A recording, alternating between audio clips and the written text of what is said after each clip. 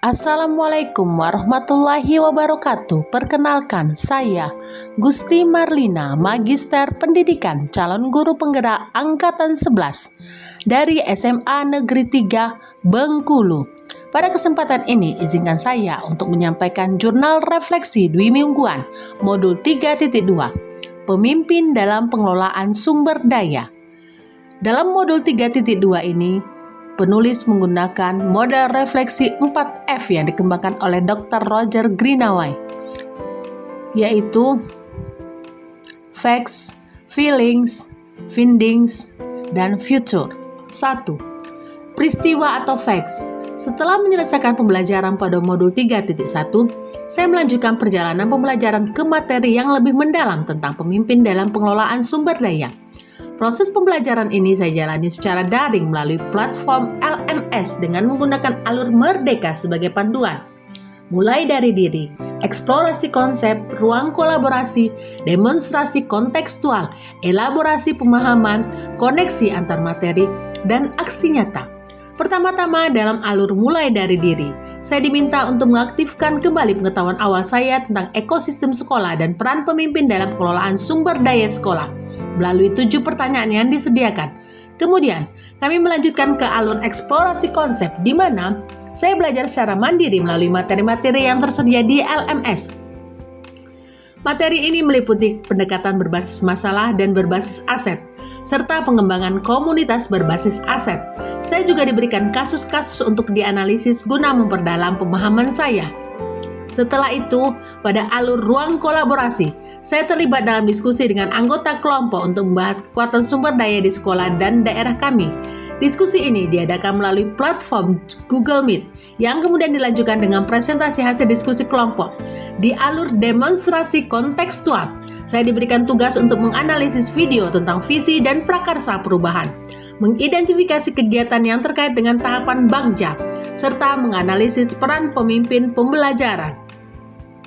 Selanjutnya, pada alur elaborasi pemahaman, saya diminta untuk memberikan pertanyaan yang menguatkan pemahaman saya tentang materi yang telah dipelajari. Saya juga terlibat dalam diskusi virtual dengan instruktur melalui Google Meet untuk memperdalam pemahaman tersebut. Kemudian, dalam alur koneksi antar materi, saya mengaitkan materi tentang pemimpin dalam pengelolaan sumber daya dengan materi-materi yang telah saya pelajari sebelumnya. Melalui proses ini, saya dapat lebih memahami peran seorang pemimpin dalam mengelola sumber daya sekolah dan mempersiapkan diri untuk mengimplementasikan pembelajaran tersebut dalam praktik sehari-hari sebagai seorang guru penggerak. 2. Perasaan atau feeling. Sebelum mengeksplorasi modul 3.2, saya awalnya terfokus pada kekurangan dan masalah yang ada di sekolah, serta pandangan bahwa aset sekolah hanya sebatas sarana dan prasarana fisik. Namun, setelah meresapi materi tentang pemimpin dalam pengelolaan sumber daya, pandangan saya berubah secara mendalam. Saya menyadari pentingnya berpikir berbasis aset atau kekuatan dalam mengelola sekolah. Pandangan berbasis aset ini membuka mata saya untuk mengoptimalkan potensi yang ada di sekolah, bukan hanya dari segi fasilitas fisik, tetapi juga dari segi kekuatan internal yang dimiliki oleh komunitas sekolah. Seorang pemimpin harus mampu memaksimalkan potensi ini agar dapat menggerakkan ekosistem sekolah menuju pola pikir yang positif dalam pengembangan pendidikan. Setelah menyelesaikan modul, saya merasa sangat senang, bersemangat, dan optimis. Saya menyadari bahwa sekolah memiliki begitu banyak aset dan potensi yang belum tergali dan dimanfaatkan secara optimal. Saya juga gembira karena dapat berbagi praktik baik tentang pemetaan aset sekolah dengan rekan-rekan sejawat. Dengan memetakan aset yang ada, kami dapat merencanakan program-program yang berdampak positif bagi siswa. Hasil dari pemetaan aset ini membuat kami semua semakin optimis dalam memanfaatkan sumber daya yang kami miliki untuk mengembangkan sekolah yang berdampak positif bagi siswa. Selain itu, saya juga merasa senang dapat mengajak rekan-rekan sejawat untuk berpikir berbasis kekuatan. Dengan berpikir seperti ini, kami menjadi lebih menyadari potensi yang dimiliki dan dapat mengintegrasikannya dalam program-program sekolah. 3. Pembelajaran atau findings. Pada awalnya, sebelum mengeksplorasi modul 3.2, saya memiliki pandangan bahwa sekolah adalah sebuah entitas yang terdiri dari berbagai komponen biotik dan abiotik yang saling berinteraksi. Faktor-faktor seperti murid, kepala sekolah, guru, staf sekolah, orang tua, masyarakat, dan pemerintah daerah merupakan bagian dari ekosistem sekolah yang saling memengaruhi dan membutuhkan keterlibatan aktif. Di sisi lain, faktor abiotik seperti keuangan, sarana, prasarana, dan lingkungan alam juga berperan penting dalam mendukung proses pembelajaran.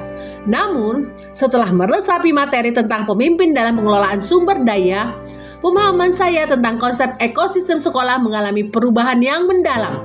Saya menyadari pentingnya mengadopsi pandangan berbasis aset atau kekuatan dalam mengelola sekolah.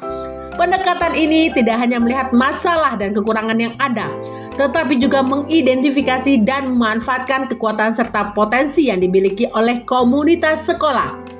Dalam pengelolaan sumber daya, terdapat dua pendekatan yang dapat diambil, yaitu pendekatan berbasis kekurangan dan pendekatan berbasis aset. Pendekatan berbasis aset lebih diutamakan karena mendorong pemikiran positif dan mencari peluang, sementara pendekatan berbasis kekurangan cenderung menimbulkan pikiran negatif. Selanjutnya, pengelolaan sumber daya sekolah dapat dilakukan dengan memanfaatkan konsep pengembangan komunitas berbasis aset atau PKBA yang dikembangkan oleh John McKnight dan Jody Kretsman. PKBA merupakan kerangka kerja yang membangun kemandirian komunitas dengan fokus pada potensi aset yang dimilikinya, bukan pada masalah dan kekurangan. Pendekatan ini berbeda dengan pendekatan tradisional yang menekankan pada masalah dan kebutuhan. PKBA lebih menitik beratkan pada kapasitas, kemampuan jaringan, dan potensi yang dimiliki oleh komunitas. Dengan demikian, PKBA mendorong terciptanya kehidupan komunitas yang lebih berkelanjutan dan berdaya guna. Di dalam sebuah sekolah, pendekatan PKBA dapat diterapkan dengan memanfaatkan potensi dan sumber daya yang dimiliki oleh seluruh warga sekolah.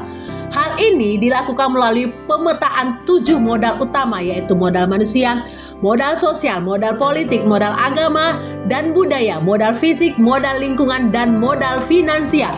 Pengelolaan ketujuh modal ini dapat menghasilkan kebijakan-kebijakan yang berorientasi pada peningkatan kualitas pembelajaran di sekolah.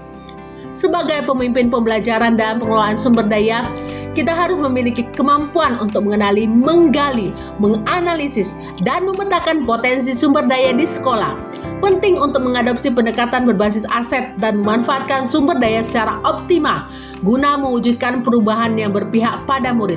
Dengan menggali kekuatan komunitas sekolah, baik dari komponen biotik maupun abiotik, kita dapat menciptakan lingkungan pembelajaran yang lebih baik dan berkelanjutan bagi semua pihak yang terlibat.